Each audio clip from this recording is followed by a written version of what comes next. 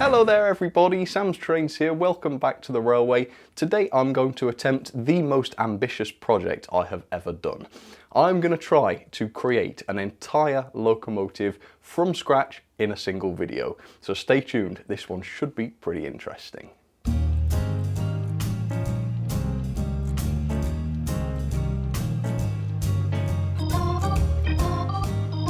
From day one of me 3D printing things, people have been suggesting I do this. And even now I still feel as though it might be a little bit out of my skill set, but then again I thought that of every project I've attempted so far with the 3D printer, and they've all worked out fairly well. So today I am going to try and design and build and then paint an entire locomotive. Now people tend to say, you know, why don't you try and design a body that fits onto a pre-built chassis? And no doubt that would definitely be easier, but I don't know, I don't want to, you know, present something and say, oh well, I designed this part of it, but this part of it I bought and that part of it I used from another engine. No, it would be much cooler, I think, to be able to say I created this, full stop. Right, so even if it's going to be more of a challenge, which it certainly will be, and even if it doesn't work, which is very possible, that's the route I want to take, and I suppose that's the thing that will cause me to learn the most as well. So I'm going to try to create a chassis, and it's going to need to be a quality chassis that has most of the features that I look for in a review. Can't be die cast, obviously, I don't have the means to do that, but otherwise it needs to be a decent mechanism that would get a fair rating on my rating system. I think that's reasonable. I'm also going to try and create a body from scratch. It's going to be fictional. I'm going for a 440, so you know that should be pretty good. I mean, obviously, what else? And I'm going to try to paint it, and then I'm going to try to create a tender as well with full tender pickups and a painted body. So there's an awful lot to do. It's going to be a big project. Let's get started. I've decided I will start off with the chassis. So I did start to film a time-lapse of me designing the chassis, but it soon became apparent that this would be a very involved bit of design work, and to time-lapse it all would just be very hard to follow, and plus in the past people have said it makes them feel sick watching the time-lapse, so apologies for any illness the time-lapses have caused in the past. So instead of showing you the time-lapse, say goodbye to it, I'm going to end it right now. I've decided just to show you the final product now that it's been sort of, you know, checked and double checked and finalised, and I can talk you through all of the different aspects of it. And I'm quite excited about this. It's going to be very nerdy, so I apologise, but I'm going to talk you through all of the various features. So yeah, this is like a classic exploded diagram, except it's a proper 3D diagram with all the different parts. So the main part of the chassis is of course the chassis block, and here are some of its features. So this is obviously the main part that holds all of the different components. So underneath it on the base you've got the slots for the axles and the wheels, and there is space for proper bearings to be fitted, of course. I mean, obviously I said this was going to be a quality chassis, so it's got to have proper bearings. These wheels are not going to be printed. I'm actually going to use some wheels from another model. I think that's allowed, and I could still probably say I created the whole thing. Yeah, just because obviously I can't print in metal and the wheels need to be metal, so that's my reasoning for that. But these are just stand-in wheels. They are approximately the right dimensions, but obviously they don't have any of the details. I just created those to test the fit of everything. Then of course you've got the cavity on the base for the driving gear, which is the right size. And then you've got some slots cut into the base for the pickups to be housed. And then there are a few screw holes on the base to hold a base keeper plate on. And here is the base keeper plate. It's obviously got holes to match the holes on the bottom of the chassis block, and it's also got another cavity for the gear, so the idea being that no gears will be exposed. That's something I criticise on other models when you've got bits of the mechanism exposed into the open air, so I'm going to lead by example and make sure that's not the case with mine. Anyway, back to the chassis block, you've got this little bit sticking out. This is a bar at the back for location into the body to hold the body on. It's got a support on there now just so that the part doesn't sag as it's being printed, but that lower part will be obviously cut off before I try to fit the body. And then you've got the gear train area. I'm going for a sort of Hornby style gear train because that works the best and those are easier to fit. So again, you've got all of the spacing there for the various gears, and these of course are stand-in gears. These are not gears, these are just cylinders, but they're the right size, so they help me design the model. Then you've got this is the motor rest, which is shaped to fit the motor I'm going to be using. This is one of the £2 eBay motors I'm going to be putting in there. Obviously this isn't it, again this is a stand-in, but that will fit very snugly on this little rest, and that will be at the exact right height so that the worm drive meshes with the gears properly. And then I've got a cavity in this piece which goes right down to the bottom, and that is to accommodate the pickup wires, and those wires are going to emerge close to the motor so that I don't have messy wires all over the chassis, because that's another pet hate of mine. So you can really see how I've tailored this to suit my tastes, which is really cool. And then you've got this piece, which is the rear motor mounting bracket, and that's going to hold the back of the motor in place obviously, and it's got all these screw holes to match. And then you've got this part, which is the most complicated part of the chassis. It's a gear cover and it serves multiple purposes. Obviously it covers the gears to protect them. It also holds the gears in place by restricting them from moving upwards. That's pretty important. And also it's got this little collar on the front which holds the front of the motor in place, which obviously makes sure, again, the worm drive meshes with the gears properly. So, needless to say, there is a lot riding on this little screw hole, so I will be using a large washer to hold this in place, just to spread the force and make sure that it's a good solid fit to the rest of the chassis block. So everything you've seen so far is going to be printed at maximum density. That means inside there's not going to be a support structure, it's just going to be 100% infill with my PLA plastic, and that is to put maximum weight over the driving wheels for good balance.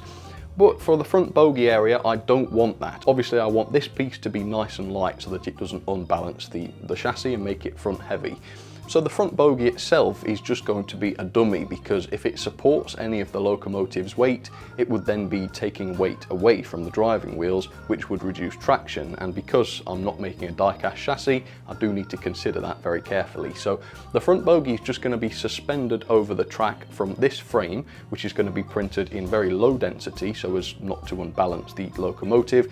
And that's why it is a separately fitted piece and not just part of the main chassis. I'm pretty pleased with myself for thinking of that. And of course it does fit snugly onto the chassis with a single screw, but it's got this sort of slot design so that the two can fit together properly to make sure there's no wonkiness and that the parts go together straight, and then the screw just makes sure they can't come apart. This part also houses the screw hole for the front of the body, so the body is going to be held on by a single screw. Again, easy body removal is something I'm definitely looking to do with this. And there is the bogie itself. This is going to be printed maximum density just to put some weight on the bogie wheels to make sure they're stable and they don't derail. And finally, how can I forget, I have designed a pair of coupling rods. Not much detail on these, but they are the right size, hopefully. Obviously, I can't just use coupling rods from other models because the wheel spacing here is completely unique to my design, and I don't know of any other models that use this exact size. Maybe they do, I don't know. But I will be interested to see if 3D printed coupling rods will do the job. I suppose only time will tell. And here are all of the parts I have produced for the chassis. The next job being to try to fit them all together to make sure they actually are going to work properly. Now I will show you each piece as I go in a little bit more detail. I am using self-tapping screws, which is not the greatest. I bought this pack of them from Amazon. I think it was £7 or something like that. Self-tapping screws, not the greatest. I normally complain if I see them on a proper model, but they were the easiest thing for me to do, and I won't be selling this model for literally hundreds of pounds like the manufacturers that also use self-tapping screws do. So I'm hoping that will be okay. So here we have the chassis block as shown in the video clips a second ago, and the first job is going to be to take these pickup pieces. I'll just, cut these out, made a stencil of them, cut these out. Nothing pretty, of course, but hopefully they will be functional. And I need to locate those onto the chassis. Okay, so the pickups are loosely fitted. Next up, I'm going to try and take my wheel set here, which does have the coupling rods fitted to it already, and see whether that fits into the slots in the chassis. Now, this is going to be the test. I've designed it to be a snug fit, but hopefully quite an easy fit. Hopefully I won't have to wrestle these in too much. So let's line them up and see how this goes. Oh yeah, that was quite a click, wasn't it? And the backside. Oops, the pickups, my blue tack hasn't done a great job of holding them still. Hang on. Okay, that looks pretty good, and the wheels are indeed free to turn. So I'm going to use a little bit of lubricant to oil these, and then we will move on. Okay, so let's see if the base keeper plate fits on. So that sits on there, and it's going to just take 3 screws. And all 3 seem to be tightening, which is great. And do the wheels still turn? There we go, which means it's not all too tight. Right, so now I can adjust the pickups a little bit. Okay, and as you can see, I've got wires poking out of the top there, which is pretty good. So, yeah, that's looking good. That they are moving quite free. It's pretty good to say they've got pickups pushing on them. Right, so let's check that the gears are actually going to fit in properly. Okay, so the small gear should fit in there, and that should in fact mesh with the wheels, which it is doing. Oh, this is cool. Wow, just to see this all working as it should is great. Although I won't count my chickens just yet, and that should fit in there. Yeah, and that turns nicely. Then the motor, this is a 5-pole motor which came from eBay, it cost me a couple of quid. Should be quite good quality. Hornby use these motors quite a lot, so I'm hoping it will do the job. It needs to sit somewhere like that, which should mesh with the gears. And it is, yeah, it is. Then I need to use this. This is obviously the gear cover and the front motor mounting bracket, so that should fit over here. Yeah, that seems pretty good. So I'll just screw that in loosely for now until the rear motor mounting bracket is in place. Okay, not too tight for now. And then here is the rear motor mounting bracket, which came out quite nicely. And that of course needs to fit onto the back of the motor. Hopefully it does. Should have tested that beforehand, but yeah, it does. Okay, and I'm just going to incrementally tighten the front and back motor mounting brackets. And that is the back one, pretty tight. And that is a good fit for the motor, and the wheels have locked up, which means the motor has engaged them, which is really good. And then it's just going to be a case of seeing whether this front bogie assembly fits onto the Loco properly. So yeah, putting it onto the front there seems like a fairly snug fit. Now I've got this screw with a washer, which I need to just screw into the front of it if possible. Okay, and there you have it. Wow, it's a 440 chassis. It looks really good. It looks like it's going to work. We've got some screws here. These are for the tender, I believe, which I haven't showed you yet, but I have got a design for that, which I'll show you in a little while. For now though, I need to solder the pickups to the motor, and then we can give this baby a little bit of a test. Bear in mind, at the moment it doesn't have any tender pickups fitted to it. It is just going to be the Loco pickups.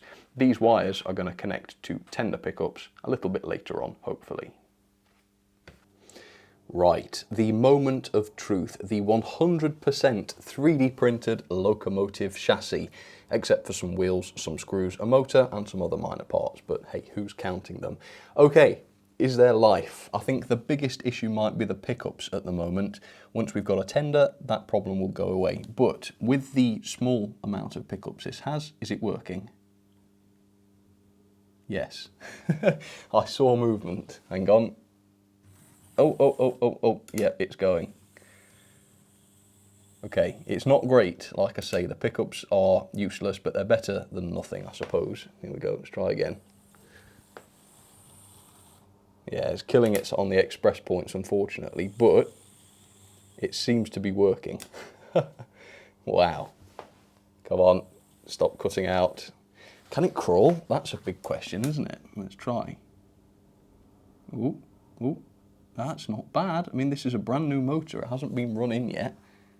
I suppose the best thing to do would be to connect it directly so that we can ignore the bad pickups and just see whether or not it's going to work. Yeah, let's try that.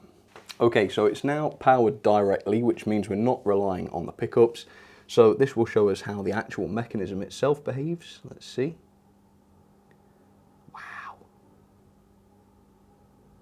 Look at that, it's a great crawler. I'm impressed. I mean, man, some manufacturers with loads more experience than I do have trouble making such a good crawler. Look at that. That's great. Okay, so that gives me some hope that once we've got a tender with working pickups on it, this will be a much, much better runner. Hopefully the Loco pickups are just going to act as support pickups, and the tender is going to be doing most of the work because it's easier to get pickups on non-driven wheels. Okay, well, let's just give it a quick run around the layout then, if it will, just so that we can test the performance of that front bogie. Slightly dodgy doing this with wires exposed, but hopefully it will get around these curves. Yeah. Wow. Maybe it's just beginner's luck, but it ain't derailing. Okay, so there you have it. We now have a chassis that we know can perform as well as a commercially produced locomotive, which is pretty good. I'm really proud of that. But it doesn't look much like the locomotive I promised at the start of the video. I think to get closer to that, we need a body. So let me show you what I've come up with. So I've skipped over the time lapse because, again, this was long-winded and the time lapse would just be a complete mess. So here is my locomotive body. Again, I will show you the features. Oh, I'm so pleased with this thing. It's very basic, don't get me wrong, but it hopefully will do what I want it to do. Now, those of you who know about prototypes and stuff will probably be aware by now that this is not based on anything in real life. There is no real life prototype for this model. I literally just invented it. I took some measurements from other models in my collection just to make sure the rough proportions were similar to other locomotives. So the general size of the smoke box, for instance, that's going to be similar to other models, the diameter of the boiler, the height of the cab, etc. So yeah, it might look a little bit like other models, but for the most part it is just entirely made up. So it's got a very basic smoke box, as you can see, but it does have the dart on the front and some hinges to show the opening of the door. The running plate has got some pre-fitted lamp irons. Well, they're not fitted, they're just part of the same 3D print, but whatever. And it's got a few little bits of pipe work and a lubricator as well, all part of the same piece. Now the front buffer beam clearly is a separate part as it needs to drop below the base level of the main body, but that's no problem at all. I can print that separately and just glue it on if need be. And that goes with the steps as well. They're going to be separately fitted parts for the same reason. Now the boiler is very, very basic. As you can see, I've not put any extra detail onto this except the dome which goes on top, because I think it definitely needs that. It does have some daylight underneath though, which I quite like on other models, so I've decided to do that. Then of course I've put two large splashes on either side. I suppose they're inspired a little bit by maybe the D-Class. Other Locos with big splashes, quite like the look of those, and again, a bit of a design challenge to create those, particularly when you've got wheels that need to fit inside them, so fingers crossed everything will fit when this is printed. Hopefully it's going to work a treat. It looks good on the inside, as you can see, but again, only time will tell whether the wheels will actually fit inside there and the coupling rod won't foul against anything. So here is the cab. The cab has got rounded side windows and a little bit of decoration below there. Very basic cab really. It's got the curved roof, no room for windows on the front, sadly, due to the size of the firebox. I did make the cab roof a little bit larger initially, but I didn't like the look of that because it looked a bit like a church. It's just far too tall. And of course the firebox has to be the size it is because I want plenty of clearance between it and the chassis. I suppose if I got a bit braver I could make it smaller, but for the time being it's going to be absolutely fine. And then inside, yes, there are some basic cab details. These obviously could be painted and they'd look really quite good, although I'm probably not steady enough to do that. Although I am thinking about doing a separate video on painting this if everything goes well, so stay tuned for that. So there it is, there you have it. That is my locomotive body. So in software, the body looks okay. I've combed over it many, many times. I can't see any reason why this body should not print properly. That doesn't mean it won't go horribly wrong though. So the only thing to do is load it onto the printer, give it a try. Fingers crossed, please everybody. This time we need it. Let's see what happens. So we're talking around 6.5 hours for this body to print, so it's not too bad, but I thought we could leave the body to it, and while we do, I will talk you through my design for the tender. So here is the tender chassis. It's a very, very basic chassis, 3 axles, fairly standard, a little bit of underframe detail to match. It's got a few other features, including screw holes, 4 of them, to fit a body later on, and a couple of extra screw holes to hold the left pickups, and then there's this horizontal bar which is going to have the right pickups glued onto it. Yes, I've tried to think this through. It's got the NEM pocket at the back, of course, at the appropriate height, and it's got a little slot cut into the front for my custom drawbar design, which isn't anything special, it's just a plastic piece, as you can see. The tender body then is, again, quite a simple tender body, but I think it comes together to look alright. I mean, this definitely could have existed, couldn't it? I can't see any reason why not. It's got quite a few moulded details, handrails, etc., lamp brackets too. It's got a little bit of an opening at the front for the coal, obviously where the fuel would come from the tender to the Loco. So keeping with that theme, I thought I would feed the wires from the Loco to tender through that gap. You see, getting the electric fuel from the tender to the Loco. I don't know, in other words, I'm just too lazy to design a proper path for the wires to go through, but it'll be fine just for testing purposes. And then there is space on the top for a removable coal load to be fitted, and I've got plans for that as well, so I'll show you that when that's printed. And then you've got this little guard around the top. I just love the look of a tender when they've got those bars around the top. So clearly, if I'm making my own tender, that's what it's got to have. So those two parts, fingers crossed, will print nicely, and they will form my 440 tender. Back to the Loco body then. It has finished, and I have it here in my hands. Now, I haven't done the buffer beam and the steps and such yet, so those are still missing. But as you can see, despite 1 or 2 minor imperfections, the bulk of the bodywork has come out really, really nicely.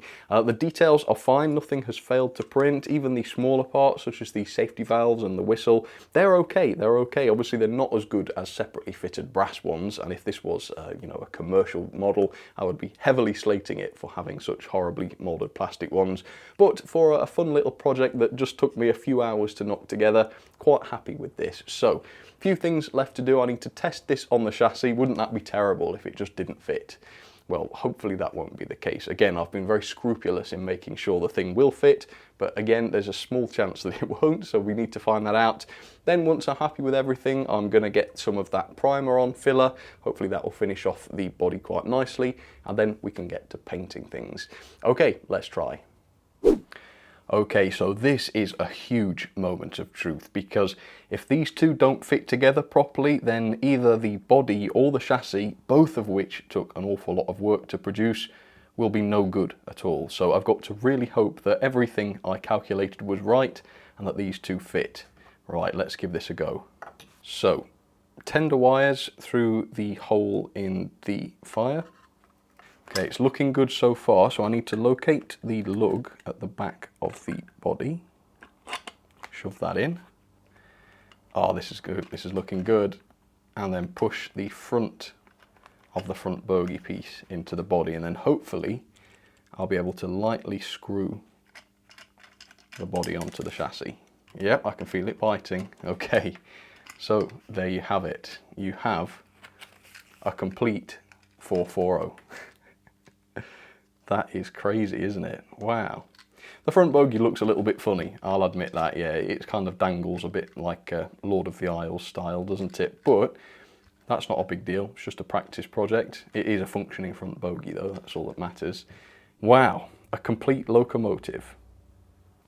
So things are looking really, really good. I think we're over the worst of it now. We know that everything is going to work, but we've still got one part, and I suppose there's a lot of margin for error in this final part, and that is of course the paint job. So I'm not sure exactly what colour I'm going to do this in yet. I'll look at my paints with you and we'll decide together. I'm thinking a green with yellow lining, something a bit southern-esque. I don't want it to look too much like a real livery, because that would suggest it's a real locomotive, and obviously it's not. But let's have a look, let's decide on the colour, and let's get started with the airbrush. Okay, so here are the two parts that I'm going to be painting, and don't panic because they always tend to look worse, I think, with the primer on. Hopefully once the paint is on, they'll look a little bit better, because at the moment you can see kind of the imperfections in the print. But before I start putting paint on, I've got to decide on the colour. So I think I've got some idea of what I'm going to use. So I'm thinking of going for Warship Green for the main body colour. That's quite an attractive looking green, I think, so we'll go with that. I'm going to attempt a tiny amount of lining, I think. Nothing very serious, maybe just at the front and back of the boiler. And for that, I'm going to use this, I think. This is just yellow. So we'll give that a try. And then parts that are going to be black, I'm going to use, funnily enough, black. So I think those are the three colours I'm going to use. Oh, I tell a lie, and I'm going to use some mud brown for the inside of the cab. There is going to be cab detail painted on my model, but I'm not doing that today. If I try to do it, I'm going to do it in a different video. So there we go, we've got 4 colours. Now I need to think about what sort of process I'm going to use. So I'm going to start with the cab, I think, and the mud brown. So first job is going to be to mask all of the other parts of the model that I don't want to be painting right now. And I'm going to do it this way because when I painted the coaches and such, I thought it wouldn't matter if paint got onto other parts of the model that I hadn't painted yet, and that I could paint over them and it would be fine. Well, it didn't work out like that because the old paint was showing through the new paint, and unless you want to do sort of loads and loads of coats of paint, then that's probably not something you want very much. So yes, that is not what I'm hoping to do today. So I'm going to cover up all the parts of the model that I'm not looking to paint at the moment. So this part was a simple enough task. It's a reasonably small area and I've got pretty good access to it, so it didn't take a lot of paint or a lot of time to get that nice and evenly covered. And I think with that I can pull off the first bit of masking and take a look and see how that turned out. Okay, so I've managed to do that with 0 overspray, which is pretty impressive. So the next job is going to be to mask up the cab so that I don't get any paint on that. And then I'll go for the main body colour, which is going to be the Battleship Green, was it? Something like that. And I'm also going to mask over the parts of the model that are supposed to be black so that I don't cover those in paint. So this is probably the most complicated bit of masking I've ever done. I've just had to identify everything that I don't want to be green, basically, and cover it up as best I can. I'm hoping I've done a reasonable enough job so that this will work quite well, and I will adjust my method for higher quality if it turns out that I didn't do a good enough job. But for now, I'm ready for the Gunship Green, which is the first time I've ever used this paint. So yeah, we'll see how this goes. So with the masking in place, the painting is quite easy to do. It's just sort of try and get it even, make sure you don't miss any faces, which is a little bit tricky on an object like this because it's quite a complex shape. But I think it took around 10 minutes to get everything nicely covered. I might well go back and sort of touch up and maybe add an extra coat later on, but I think for now I'm quite happy with that. There you go. All nice and green. So I'm going to have one last look. I'm going to just touch up some areas that I might have missed, then I'll tear this masking off and we'll think about doing the black. Right, let's reveal how effective the masking was then. It's had a little bit of a chance to dry while I've cleaned my airbrush. So let's see. Let's take the cab off first. Oh yeah. Yeah, overall, that looks like it's worked reasonably well. Yeah, that's good. Okay, the running plate.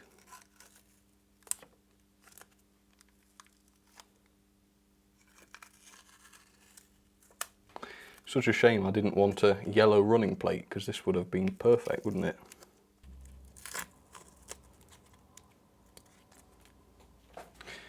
Yeah.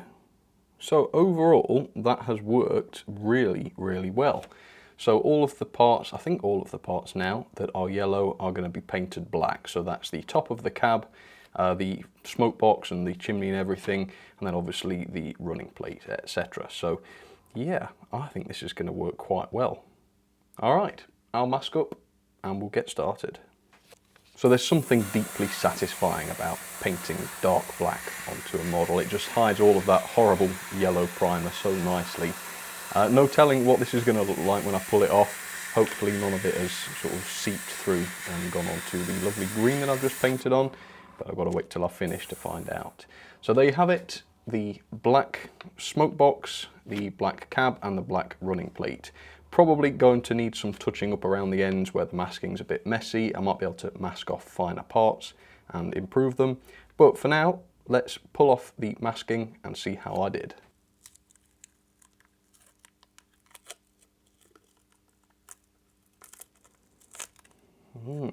It's looking okay, you know.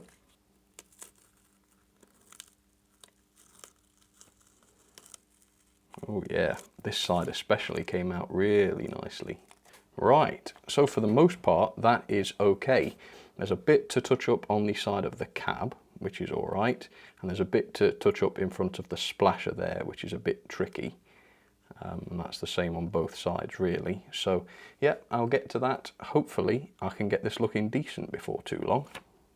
Okay, so there you have it. There's a couple of bits of green to touch up, but I'll do that when I move on to the tender. For now, I'm going to attempt a little bit of lining. Okay, here we go.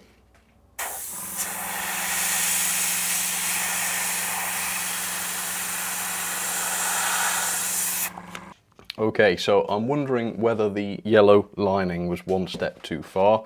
Not sure how accurate I've been able to be with that, but let's unmask and find out. So actually, I don't think that's going to be too bad. Obviously, it's quite messy and it was probably a bad idea, but I'm going to be revisiting all of these colours again. So all I've got to do is mask off the yellow and then hopefully I can just repaint the green on and that will be fine. Same with the black smoke box. So yeah, that's a little bit of a bodge to say the very least, but I'll let that dry and come back to it later. For now, let's move on to the tender. So I haven't actually showed you the tender body yet printed, so that's going to be a bit of a reveal later on. Anyway, so the body of the tender is going to be done in the green to match the locomotive. So let's do it. So after trying that lining job, the nice flat sides of the tender are really nice and easy to paint. So hopefully the tender will be done without issue. So there you have it, there is the green of the tender body done. So now let's move on and mask the top part of the tender and get ready to paint that in the black. So I'm having a little bit of trouble painting this one because the masking tape's not sticking to the green very well, even though this had a lot longer to dry than it's had in the past. So yeah, we'll peel off the masking tape, but don't hold your breath. In fact, never hold your breath, that's just a bad idea in general. Okay, yeah, that's not too bad. It's not as bad as I thought it was going to be, actually. Just a bit of a mess around the back. I thought this side was going to have some trouble, but it doesn't actually, so that's okay. Right, for now, let's assemble. Let's see what this all looks like down onto the track, because I am running out of time. Okay, are you ready for the big reveal? Promise not to laugh too much at the slightly sloppy paintwork. Okay, here we go. There you go, so it's a good runner. With the tender connected up, it is running really, really nicely. That is not a bad crawl. Still not being run in, technically. Yes, the yellow is bad, because actually the masking for the smoke box and the top of the cab and everything, it worked amazingly well. Somehow my technique for the lining was terrible. Obviously the rounded edge just didn't work out. What I might do is just paint over the lining entirely and just give up on it. And in fact, if the thumbnail for this video shows it without any yellow, then you'll know that's what I did, because I take my thumbnails after videos have finished. Okay, so this weighs in at 155 grams. Oh, it's like I'm doing a review. So it's not dreadfully heavy, I mean, obviously, because it is all plastic except for the motor and other minor bits. And it has a tractive effort of 0.12 newtons, which is only about the same as Smokey Joe. So it's not particularly powerful or anything, but again, because I took care to make sure it was well balanced, the pulling power isn't as bad as it might have been. Anyway, yeah, it's running really, really nicely now. It can get over the express points without any trouble. Yeah, it's really fair. Look at that, there we are. Yeah, it runs just like a, you know, professionally produced Loco, so I might not be able to match them on Paintwork. I think that was always a given. But yeah, performance, I got them. And it does have the coal load fitted now as well. That is, again, a 3D printed coal load for this specific tender. Right, so I'm going to couple to a train and we'll get it to run around the layout. If it can, without derailing. What do you reckon? Do you think it will? I hope not. And quite obviously, it has to be my own rig of coaches to run for the first time with my own locomotive. All right, there we go. Yeah, it's a funny colour, that Loco, isn't it? and I suppose the running plate sits quite ridiculously high on it, if I had to make any criticism. Yeah, I suppose, well, it would be quite a lot of work to change that now, but hey, it's supposed to be unique, and it certainly is. Okay, are you ready? Here we go. Forwards. Let's go at, well, yeah, 40 looks good. Right, can it haul the small rake up Gordon's Hill? Yes, it can. I didn't see any wheel slip either, so the pulling power is not amazing or anything, but it's okay for small little trains. But there you go, a 100% original and unique locomotive, designed entirely by me and 3D printed. Yeah, and I suppose there are not that many locos that have fully 3D printed mechanisms as well as bodies. So yeah, it's pretty crazy how well that worked. And for my first attempt, I'm pretty happy. I mean, there's definitely room for improvement, but that's good because it means maybe I can make more videos like this in the future. But for now, I mean, that's all I've got time for. So thank you very, very much for watching. If you've got any words of wisdom, how to improve, any better techniques for achieving lining on boilers, I would be very, very interested to know. But for now, thank you for watching. I hope you enjoyed it, like I say, and I'll see you very soon for some more videos. Alright, cheers everybody, take care.